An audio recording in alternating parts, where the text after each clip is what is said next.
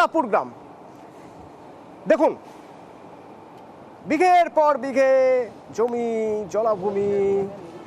আসলে জলাভূমি ছিল না, জানেন তো, এক ফসলি নয়, দু ফসলি নয়, পুরো মরশুম জুড়েই 3 ফসলি জমির চাষ হতো এখানে। 3 ফসলি জমি, এগুলো 3টে মরশুমে চাষ হতো এখানে। এই চাষের জমিতে নোনা জল ঢুকিয়ে জমি নষ্ট করে ভেড়ি বানানোর অভিযোগ শাহজাহান শেখ আর তার শাগরেদদের বিরুদ্ধে। শুনবেন, শুনুন। এখানে 3 ফসল ধানের জমি চাষ ছিল। জোর পূর্বে নোনা জল ঢুকিয়ে শিবু হাজরা, শাহজাহান শেখ এদের কথা বলে ওদের দুষ্কৃতীরা নোনা জল ঢুকিয়ে এখন মাছ চাষ করছে। প্রতিবাদ করলে ওরা ভয় দেখাতো। এখন কেউ পয়সা পাচ্ছে, কেউ পায় না। 1,500 বিঘে টিকে হবে, থানা কোনো ভূমিকা নেয় না। যার ভয় দেখাতো সে তো নেই। এই জমির ভিতরে আমার ভিটে বাড়ি আছে, রায়মঙ্গল নদীর বাঁধ। রাতের অন্ধকারে কেটে জোর করে জল ঢুকিয়ে দেয়। কিছু জমি এরা জোর করে জল তুলে দিয়েছে, নোনা জল, রাতের অন্ধকারে মানুষকে হুমকি দিয়েছে, ভয় দেখিয়েছে, আমাদেরকে মারধর করেছে। এটা করেছে শেখ শাহজাহান শেখ, শিবু হাজরা, তারপরে উত্তম সরকার। আমরা প্রতিবাদ করেছি, আমাদেরকে মারধরও করেছে। প্রতিবাদ করতে গেলে এই যে বললাম যে মারধর করছে আমাদের উপরে। বাঘ এখন ধরা পড়েছে, বলছে সবাই বাঘ।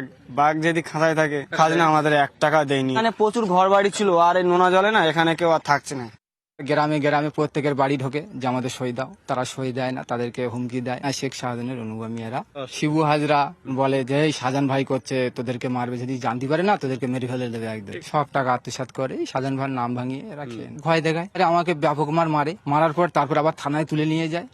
তারপর জনগণ যখন ঝাঁপিয়ে যায়, তারপরে আমাকে আবার ওখান থেকে ছেড়ে দেয়। এদিকে রায়মঙ্গল নদী, এখান থেকে প্রথমত রাতের অন্ধকারে ড্রিল মেশিন নিয়ে ওরা ফুটো করে জল ঢুকিয়েছে। বাড়ি ঘর দোর সব একদম পুরো অবস্থা পুরো খারাপ হয়ে গেছিল। এরা জোর পূর্বে সব ওই নদীর বাঁধ কেটে এখানে জল ঢুকিয়ে দেয়। জোর পূর্বে পাকা ধানে এরা মই দিয়েছে। এইসব মস্তান বাহিনীরা করেছে, সাধারণ টাধানের লোকজন এইসব করেছে ঘর। আমাদের ওই সাইডে জমি, এখানে প্রতিবাদ করার কোনো ব্যাপার নেই। মাছে বেশি লাভ হলে কি গরিব মানুষগুলো কি আর সেই মাছের টাকা, যে লিচের টাকাগুলো পাবে? ওই যে শুনলেন, পাকা ধানে মই। হ্যাঁ হ্যাঁ, ঠিক তাই।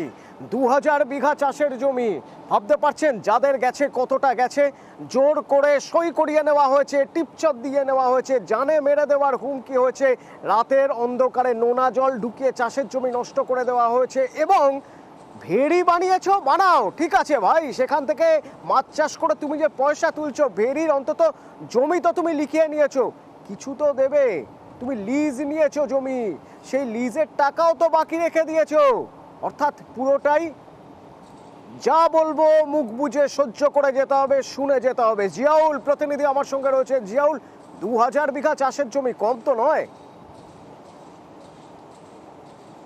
অথচ দেখো, এ যেন সন্দেশখালীতে পেঁয়াজের খোসা, অর্থাৎ যত পেঁয়াজের খোসা উল্টাবো ততই কিন্তু দুর্নীতি সামনে আসছে। অর্থাৎ এর আগে জমি দখল, খেলার মাঠ দখল এবং এলাকার মানুষের 100 দিনের কাজ করিয়ে না নিয়ে টাকা না দেওয়া, এরকম একাধিক ভুরি ভুরি অভিযোগ সামনে আসছিল। এবারে দেখা যাচ্ছে 3 ফসলি কৃষি জমি, সেই জমিতে এলাকার মানুষজন চাষবাস করত। সেই কৃষি জমিতে রায়মঙ্গল নদীর ধারে, যেহেতু তীরবর্তী এলাকায়, সেই রায়মঙ্গল নদীর জল সেখানে রাতের অন্ধকারে জেসিপি দিয়ে যে বাঁধ কেটে সেই জল ঢুকিয়ে দেওয়া হয়েছে। এবং সেই জল ঢুকিয়ে দেওয়ার পরেই যেহেতু নোনা জল, সেই নোনা জলে একেবারে এলাকা পুরো নষ্ট হয়ে গেছে, কোনো আর চাষ হয় না। অর্থাৎ সেই জমিতে আবার জল ঢুকিয়ে বাঁধ, ছোট ছোট বাঁধ দিয়ে সেখানে তৈরি হয়েছে ভেড়ি, মাছের ভেড়ি। এমনিতে কথা আছে যে নোনা জলে সোনা ফলে, অর্থাৎ সোনা ফলছে, কিন্তু সেই সোনার ভাগ কিন্তু কৃষকরা পাচ্ছে না। একদিকে তাদের কৃষি জমি কেড়ে নেওয়া হলো, অন্যদিকে এই যে নোনা জলে সোনা ফলছে, সেখানে প্রচুর টাকা মুনাফা হচ্ছে, মাছ চাষ হচ্ছে, সেই টাকাটা কৃষকদের অল্প অল্প খাজনা হিসেবে দেওয়ার কথা ছিল, অর্থাৎ তারাই চাষ করবে। কিন্তু পরবর্তীকালে এই প্রায় 1.5 থেকে 2000 বিঘা জমি পুরোটাই ক্যাপচার করে একেবারে আয়ত্তে আনে এই শেখ শাহজাহান বাহিনী সহ তার এই অন্যান্য যে সমস্ত সঙ্গীরা রয়েছে এলাকায়। এই কোড়াকাটি গ্রাম পঞ্চায়েতের আতাপুর গ্রাম, এখানেই প্রায় এই 2,500-3 হাজার মানুষের ছোট ছোট অল্প অল্প কৃষি জমি ছিল। সেই জমিতেই এই নোনা জল ঢুকিয়ে দেওয়া হয় এবং এই নোনা জলেই তৈরি হচ্ছে মাছ চাষ এবং সেই মাছের টাকা, লিজের টাকা। সঙ্গে থাকো জিয়াউল। পঞ্চায়েত প্রধান কি বলছেন একবার শোনাবো। এটা মিথ্যে, কারণ 2009 সালে আয়লা হয়েছিল, সেইখান থেকে এই জমিগুলো চাষের যোগ্য ছিল না। আর যাদের জমি তারাই এখানে জলকার করেছে, কোনো বাইরের মানুষ এসে জলকার করেনি। কিন্তু যাদের জমি ব্যক্তি যারা মানে নিজস্ব জমি যাদের আছে, তারাই কিন্তু জলকার করে আছে। ঘোলা জলে মাছ ধরছে, দেখছে সন্দেশখালী এইরকম হচ্ছে, তাহলে কোড়াকাটিটাকে এইরকম করতে হবে। পুলিশকে জানাতে পারতো, যদি পুলিশকে জানাতো নিশ্চয়ই এ করতো। জিয়াউল, আইলা এসেছিল 2009 সালে, আর স্থানীয়রা বারবার অভিযোগ করেছেন শাহজাহান আর তার অনুগামীদের রমরমা শুরু হয়েছিল, দবদবা শুরু হয়েছিল 2011, 12, 13 এই রকম সময় থেকে। হিসেব তো মিলছে না 4 বছরের, কোনটা সত্যি? ওই 2009 সাল থেকেই এগুলো নোনা জল ঢুকে ভেড়ি হয়ে গিয়েছে, নাকি ভেড়ি বানানো হয়েছে, চাষের জমি নষ্ট হয়েছে, নাকি 2012-13 পরে আস্তে আস্তে এগুলোকে ভেড়ি বানানো হয়েছে? এটা একদম ঠিক। আইলার সময় বাঁধ ভেঙেছিল, জল ঢুকেছিল আতাপুরের বিস্তীর্ণ এলাকায়, কিন্তু পরবর্তীকালে জল সরে গেলে আবার বছর দুয়েক পরে সেটা চাষযোগ্য হয়।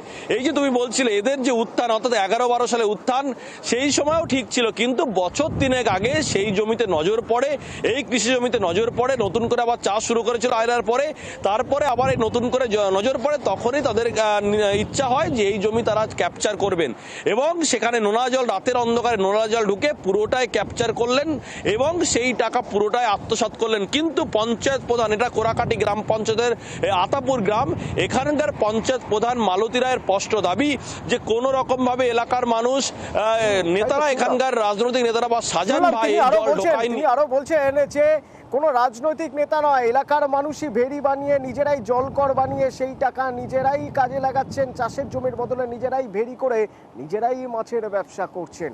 কোনটা সত্যি সময় বলবে, তদন্ত বলবে, কিন্তু আওয়াজ তো উঠছে, আওয়াজ উঠছে, পোস্টার পড়ছে।